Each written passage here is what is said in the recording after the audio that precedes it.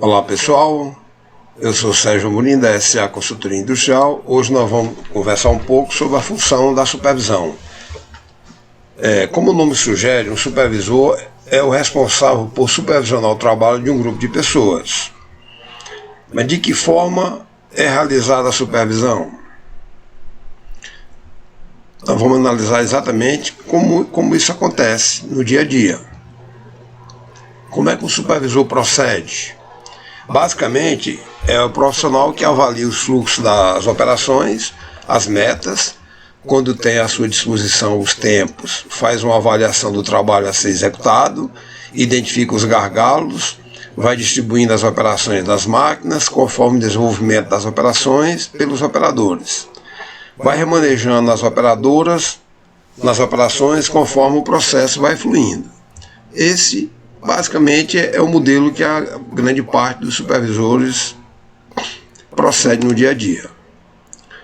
Executa algumas operações no processo com a intenção de ajudar. Esse é outro ponto que alguns supervisores, às vezes a gente chega no grupo de trabalho, está lá o supervisor fazendo algum processo, executando algum processo, né? Quando a gente questiona é sempre porque a gente sempre escuta a resposta porque está atrasado, porque a operadora não está rendendo, e aí por aí vai. Avalia os indicadores de resultado, né? Quais são os indicadores mais usados? A monorário, biorária, né? Horas depois do momento da execução, né? Todo esse processo de monorária e biorária, ele, fechado o horário, isso vai para uma pessoa calcular, fazer os cálculos, depois de um certo momento, um determinado tempo, essas informações voltam para a mão do supervisor. Ações, jogos da supervisão. O operador de um posto de trabalho parou. Não tem trabalho disponível nesse momento no posto de trabalho. Quais são as ações comuns e imediatas da supervisão para colocar a peça no posto de trabalho, onde o operador parou? Quais são as ações que normalmente o supervisor faz? A mais comum é antecipando parte de um lote na operação anterior, acelerando o lote, movendo antes de estar concluído em sua totalidade para o posto seguinte. Esse é o procedimento padrão que mais a gente vê. Segundo, antecipando alguma operação independente do processo, ou seja, sem alterar a sequência operacional. Ou seja, a sequência operacional foi feita de uma determinada forma, devido ao processo ter parado, o supervisor antecipa alguma operação, uma operação que seja independente, que não depende de outra, para que aquele operador que parou passe a processar. Movendo a operadora para outra operação no processo, avaliando o momento do processo no grupo, não tendo mais onde fazer jogo, antecipa a entrada da próxima referência ou da próxima produção, dando início às operações fora da sequência previamente estabelecida. Ou seja, nesse momento não tem mais o que fazer internamente, o supervisor apela para um processo que ainda não está dentro, não está no momento, antecipando a entrada dele no grupo de trabalho. Solicitando mais abastecimento, referência com operações diferentes, né? Mais fácil para misturar a produção. É um termo que a gente escuta bastante, né? Quando conversa com o supervisor, nessa situação, é de pedir um produto que ele considera mais fácil, né? Para misturar a produção. Essas são as ações que normalmente são tomadas pela supervisão. Todas essas ações e outras mais não relacionadas são tomadas no propósito de não deixar nenhum operador parado, né? Ou seja, de uma certa forma, o que está se fazendo é maquiar a situação, imaginando que está fazendo o fluxo fluir e vai alcançar as metas estabelecidas no planejamento de eficiência e prazo. Então, na hora que o supervisor percebe isso, se você analisar friamente todas essas ações de antecipar parte de um lote, fazer uma operação que não estava no planejamento naquele momento, né? Nada disso está lá se você olhar para o fluxo de produção, nada está levando com que o fluxo de produção seja restabelecido. Ou seja, de uma certa forma eu estou maquiando a situação, tá? Então, muito cuidado com esses jogos, né? Esses jogos que normalmente são feitos. Esses jogos, eles acabam distanciando você de manter o fluxo contínuo e de alcançar a meta planejada. Esse é o modelo da mentalidade de uma gestão tradicional de supervisão. Isso é bem comum, é o modelo que mais a gente encontra, né? É a forma que a gente mais percebe os supervisores trabalhando. O que tem de errado por trás dessas ações que os supervisores fazem?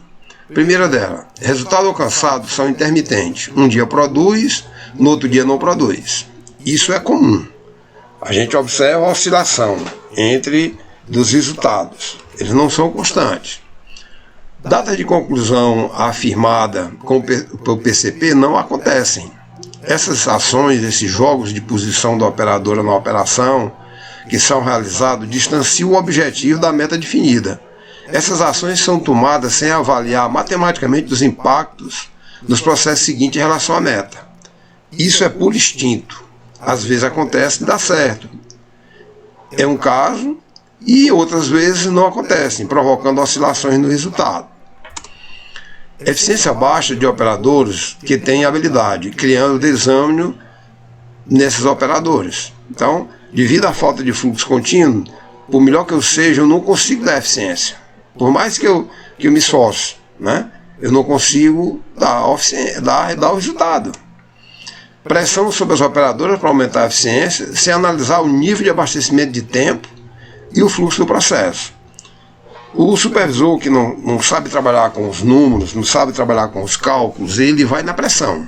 Então ele vai na pressão de fazer as operadoras produzirem mais. Só que você tem que avaliar se realmente, se elas apressarem o passo, não vai ficar parada. Falta de treinamento incentiva a polivalência das operadoras, né? Então, ou seja, operadoras não são treinadas em outras operações e você fica dando um jeitinho para ela não parar. Mais uma vez, você está maquiando os resultados. Falta de máquina suficiente para atender a demanda. A supervisão não observa no dia anterior, né, se a quantidade de máquina é suficiente para atender a programação do dia, se tem os aparelhos. Isso não é analisado profundamente. Então, na hora que você começa a produzir, você começa a descobrir que faltou a máquina, faltou o aparelho, que só tem uma pessoa que sabe fazer a operação e você precisa botar duas. Então, isso tudo é falta também de planejamento, né? Falta um planejamento anterior, de observar todos esses pontos. A pergunta que menos faz sentido ser feita por um supervisor, quando percebe o operador parado no processo, é a seguinte. Primeiro, a que mais eu escuto no dia a dia: por que você parou, né? Chega por trás do operador, dá uma batidazinha no ombro e pergunta: por que você parou, né? A segunda pergunta que mais se escuta é: o que está esperando? Então o operador está ali parado na máquina, o supervisor chega e bate no ombro e pergunta: o que você está esperando? Então essas duas perguntas, para mim, ela não faz muito sentido. Eu fico bastante preocupado, porque dentro da forma que a gente trabalha, dentro da filosofia Lean, tem uma coisa que é muito importante, que é o respeito pelo colaborador, né? Então, eu sou supervisor e não sei por que ele parou, eu não sei o que ele está esperando, que tipo de acompanhamento eu estou fazendo no grupo, que eu tenho que perguntar a ele, eu não tenho essa informação antecipada. Nesse momento, o supervisor está demonstrando para o operador uma total falta de acompanhamento na execução, que não tem um planejamento operacional ou tem um planejamento operacional e não segue. Demonstra uma liderança sem respeito ao colaborador. Como eu falei, dentro da filosofia Lean, é um ponto que é muito importante, você ser justo com o funcionário. Você vai ganhando respeito com ele, respeito natural, sem impor porque você é o supervisor, porque você é o dono. Não precisa usar esses termos. Você impõe respeito com atitudes, não com ameaça. Porque eu sou o dono, quem paga seu salário sou eu. Porque você tem que fazer o que eu mando, né? Isso não demonstra uma liderança com respeito. Eu preciso ter as pessoas do meu lado, né? E dessa forma eu acabo distanciando as pessoas. Elas se sentem injustiçadas e se retraem. Ficam paradas ali esperando que você dê a solução. O supervisor com a mentalidade Lean, como é que ele procede? Primeiro, basicamente é um profissional que avalia os fluxos das operações, as metas, planeja antecipadamente como vai ser a execução de cada processo, definindo quem vai fazer o que, em que momento. Avalia a necessidade de máquinas e aparelhos, as cargas, etc., preferencialmente no dia anterior. No dia planejado para a execução, ele programa cada passo do planejamento no horário correto, a pessoa correta, a máquina correta e acompanha a execução online, vendo se estão sendo cumpridas as metas e analisando como andam os indicadores de desempenho do fluxo de processo, o lead time, a qualidade. Então, veja que esse supervisor com a mentalidade Lean, ele é um supervisor que ele sabe a importância do planejamento, ele não foge de fazer um planejamento, ele não arranja desculpa para não fazer um planejamento. Quanto mais difícil está a situação, quanto mais atividade ele tem para executar, uma atividade que ele não abre mão é de fazer o planejamento. Porque ele entende que se ele não fizer um trabalho preventivamente no dia anterior, ele vai descobrir muita coisa na hora de executar. Coisas que podiam ter sido evitadas. Às vezes eu posso reduzir a quantidade de peças daquele modelo, entrar uma outra referência que não tem aquele equipamento, aquele aparelho. Eu também estou analisando o nível de polivalência, eu preciso de 3 pessoas fazendo uma determinada operação, eu só tenho 2. Então, o planejar antecipadamente é muito importante. E se o supervisor não compreende a importância do planejamento, a tendência dele é não fazer o planejamento e correr para dentro do físico e trabalhar dentro do físico, mexendo as peças de um lado para o outro, esperando que o resultado aconteça. Como isso é uma mexida sem um cálculo matemático, sem saber se existe a possibilidade de se concretizar, isso tudo é chute, que pode dar certo e pode dar errado. Se você trabalha planejando, calculando as cargas, calculando o tempo disponível, vendo a possibilidade e acompanhando a execução online, certo? Você está mais próximo de atingir os objetivos e manter teu grupo dentro de uma faixa de prêmio. A pergunta que um supervisor com a mentalidade Lean faz quando se depara com o fluxo de operação interrompido, ele jamais vai fazer aquela pergunta: por que você parou, o que você está esperando? Isso é uma ofensa, eu considero uma ofensa. Você tem que fazer a seguinte pergunta a você mesmo: o que aconteceu que o fluxo de produção foi interrompido? Então você tem que fazer esse questionamento para você. Você supervisor, você líder de produção, o que aconteceu que o fluxo foi interrompido? Até porque quando você percebe que o fluxo foi interrompido, você, de uma certa forma, você já deu um vacilo aí, porque se você está acompanhando online o processo, você tem os horários que é para iniciar e terminar cada produção, e você está acompanhando na execução ali, você percebe logo que o fluxo vai, em determinado momento, ele vai se romper, porque não está fluindo na quantidade e no tempo correto. Então, ou seja, analise como é que você está trabalhando. Veja que você tem que se antecipar ao problema. Então o supervisor tem que estar dedicado em acompanhar se o que foi planejado está sendo executado. E não depois descobrir que parou, interrompeu, porque faltou peça em um determinado posto de trabalho. Em nossa opinião, essa é a pergunta que deve vir antes de qualquer ação: identificar no fluxo de produção onde aconteceu a quebra do fluxo, qual o motivo, restabelecer o fluxo na produção normal, seguindo o planejamento, sem jogos que distanciam da meta com eficiência. Então, você para ali, deixa a operadora parada, e vai identificar onde aconteceu, já que você não estava acompanhando, para perceber que o fluxo iria se romper em determinado momento. Então, não é chegar para o operador e fazer esse questionamento que, a meu ver, não tem a ver. É você que está tomando conta do processo.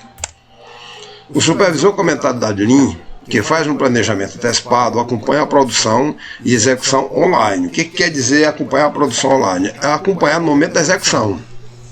Só acontece a quebra do fluxo de produção nas seguintes situações: se você está acompanhando online ali, operação por operação, se você está marcando os tempos, acompanhando, vendo os métodos, a operadora que não está conseguindo fazer dentro do tempo, você já chega junto ali, já vê o método, já vê o que está havendo na execução e já toma as providências. uma quebra repentina de um equipamento sem reserva. Então, de repente, quebrou uma máquina, você não tem reserva, aí não tem como, vai quebrar o fluxo. Outra maneira é a dificuldade na execução de uma nova operação.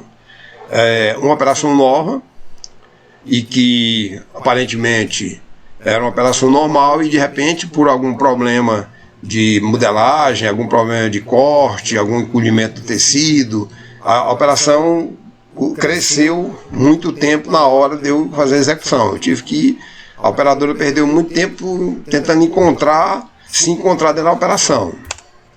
Qualidade da matéria-prima, né? De repente a matéria-prima, o tecido vem charutando e você está perdendo muito tempo para desenrolar o tecido, para executar a costura. Eficiência baixa do operador, né? Esse ponto deve ser bem avaliado. Podemos ter problema de habilidade do operador na operação. Matéria-prima com problema de qualidade, corte mal feito, né? Como a gente já comentou. Operação anterior executada de forma que compromete a operação seguinte, máquina, etc. Lotes com quantidade exagerada de peça, demora a ser concluído nas operações anteriores, atrasando a movimentação, né? Muita gente acha que quanto maior o lote, melhor. Não é bem assim. Eu tenho que ter uma quantidade de peça no lote em função do tempo da execução da operação. Então, se eu tenho operações muito rápidas, eu posso até ter um lote. Se todas as operações daquele modelo são operações rápidas, eu posso até ter uma quantidade maior de peças nos lotes. Mas se eu tenho operações de mais de 1 minuto, e eu tenho, por exemplo, lotes com 60 peças, vai levar mais de 1 hora para um lote sair de uma máquina para a máquina seguinte, né? Isso quebra o fluxo, isso retarda a conclusão do processo, né? Até porque o controle dentro de uma célula de produção, de um grupo de produção, é feito por lotes. Você não pode estar pegando os lotes e espalhando as peças, né? Onde você vai ter outros problemas com as tonalidades, misturar tamanhos, etc. Balançamento entre as operações, calculado errado. Se houve um erro lá no planejamento, né? Se houve um erro de cronometragem e houve um erro nos tempos, isso vai aparecer na execução, né? E você pode perfeitamente fugir disso aí se você tiver cronometrando as peças de uma forma correta, fazendo as avaliações de fatores de ritmo, colocando todos os percentuais de uma forma correta em cima desse tempo cronometrado. Uma cronometragem onde você não faz simplesmente 4, 5 cronometragens, joga um percentual em cima, a probabilidade disso dar errado é muito grande, né? Se você não usa os critérios de avaliação dos fatores de ritmo, que é onde descaracteriza que a operação é da Maria, é da Lourdes, é da Luciana, né? O tempo padrão é da empresa, dentro daquelas condições com aquela máquina. Então, esse tipo de erro de cronometragem, um erro no cálculo do balançamento entre as operações, pode provocar uma quebra dentro do fluxo. Então, observar também isso aí. Nível de abastecimento de tempo insuficiente para amenizar a diferença de tempo entre os processos. É muito importante você controlar todos os dias o nível de abastecimento de tempo do grupo de produção. Se você coloca uma quantidade de peças transformada em tempo insuficiente, vai criar vácuo. Se você coloca peças demais, vai encharcar e também não vai fazer fluir, né? Então, avaliar isso, né? Esse nível de abastecimento de tempo ele tem que ser avaliado diariamente. Não bote peça demais, não ponha carga demais, porque também não vai fazer produzir mais. E existe um cálculo matemático para você definir quanto realmente você precisa ter de abastecimento para que essas pequenas diferenças de tempo entre um tempo e outro nos postos de trabalho, elas sejam amenizadas. Qualquer interrupção, como a paralisação de um recurso, impossibilita a produção de um produto no prazo e compromete a eficiência. Então, pessoal, aqui são exemplos, né, que pode acontecer e que pode provocar uma quebra no fluxo de produção. Alguns desses aqui são são imprevisíveis, né? Como a dificuldade repentina na execução, uma quebra de máquina, mas alguns deles aqui citados, eles são previsíveis. Se você trabalhar da forma correta, você tem como prevenir isso aqui. Se você checa as cronometragens, se as tuas cronometragens são feitas usando as tabelas do sistema Westinghouse, né? Não é nada chutado empiricamente. Se você controla o nível de abastecimento, né? Isso já, se você tem um lote, a quantidade de peças nos lotes, numa quantidade que diminui os vácuos, então isso aqui também já ajuda a não acontecer a quebra de produção, né, no fluxo, dentro da célula de produção ou do grupo de produção. Eficiência vezes capacidade. Existe um cálculo que não muda em qualquer sistema de produção. Capacidade é o número de operadores vezes o tempo disponível. Então, a capacidade de uma célula, de um grupo de produção, é sempre o número de operadores multiplicado pelo tempo disponível, ajustado à sua eficiência. Então, os tempos cronometrados da forma correta, jamais eles vão gerar uma eficiência de 100%, ou mais de 100%, como às vezes a gente encontra nas pessoas, né? É uma questão até às vezes de orgulho, de achar que, olha, meu grupo aqui produz 110%, ou seja, alguém está se enganando, porque essa cronometragem não foi feita correta. Um tempo cronometrado dentro dos critérios normais, jamais um operador trabalhando no tempo normal, ele vai dar todo dia uma produção em torno de 100%, ele vai sempre trabalhar um pouco abaixo. A eficiência, né, é igual ao tempo realizado dividido pelo tempo disponível em percentual, né? Então, para aumentar a eficiência, tem que aumentar o tempo realizado, no tempo disponível de trabalho. Jamais o tempo realizado vai ser maior do que o tempo disponível, né? Caso esse milagre aconteça, tem erro nos tempos. Como eu já falei, é muito estranho, mas a gente encontra algumas fábricas que estão dando na eficiência mais de 100%. Né? Às vezes até motivo de orgulho dos gestores, né? Onde na verdade tem um erro por trás disso aí.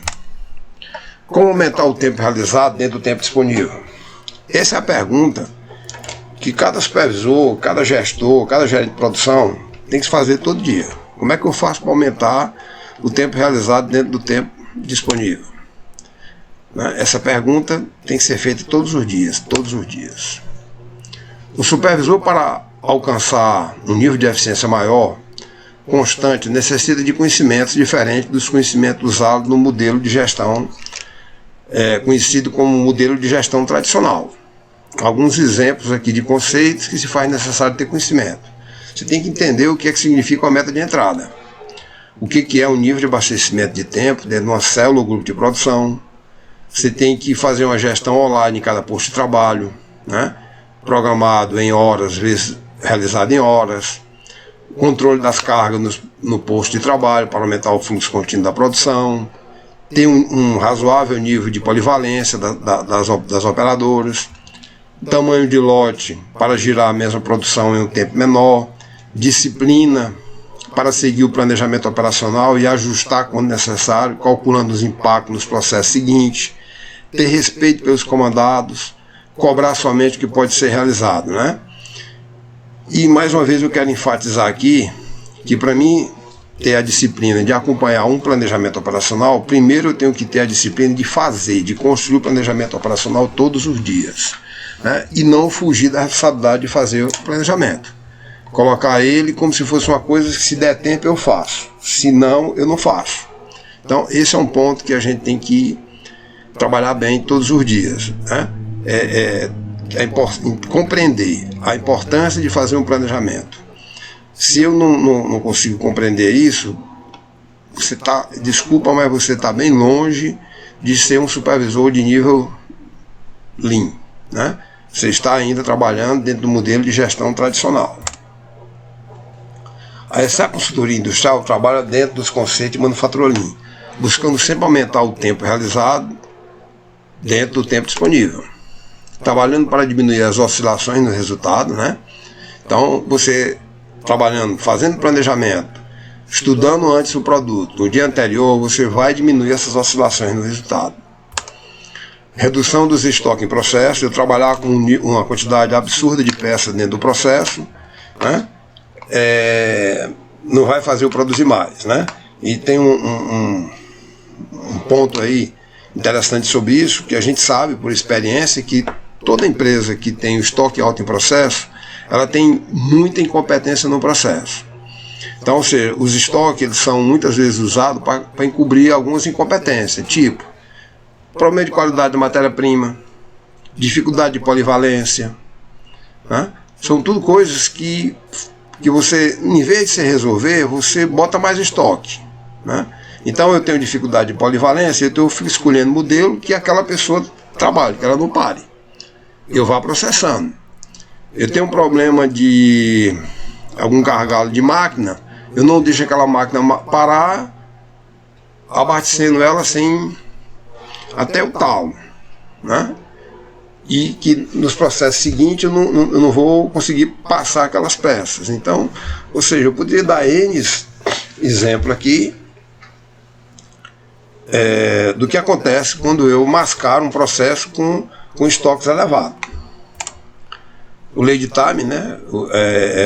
Entender o que é o lead time, o tempo de atravessamento, gestão diária de todos os processos. Gestão diária é um ponto bem discutível, porque a gente percebe no dia a dia que as pessoas têm um entendimento bem diferente do que é a gestão diária. Elas acham, acreditam que fazem gestão diária dos processos, né?